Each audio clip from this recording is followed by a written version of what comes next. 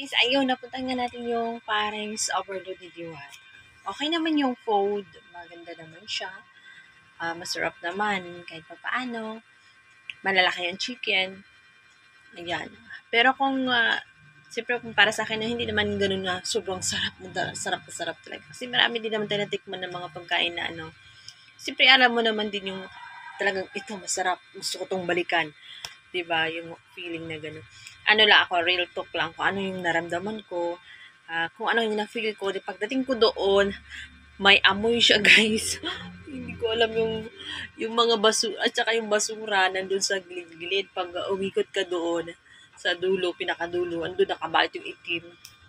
Basta parang wala sa ayos yung at saka, dapat yun ang katapon na, and then, kasi nagkukus yun ng amoy. Meron kasing maaamoy ka na mabaho. Siyempre, ganahan ka ba kumain kapag ganun may amoy kang naaamoy? May amoy na humahalo sa yung paligid sa pagkain. Gaganahan ka ba kumain? Tapos, maraming langaw kasi nga may mga basura doon nakabalot-balot, hindi pa natapon.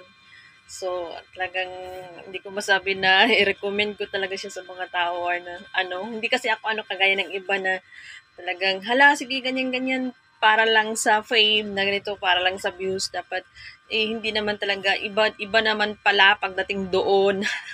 Iba yung iba kasing vlogger for the content, hala wala na silang pakialam. Ang importante sa kanila is yung views. Kasi kahit hindi naman totoo yung sinasabi nila pagdating doon, iba pala. Talagang maano ka, expectation versus reality. Matatawa ka na lang talaga.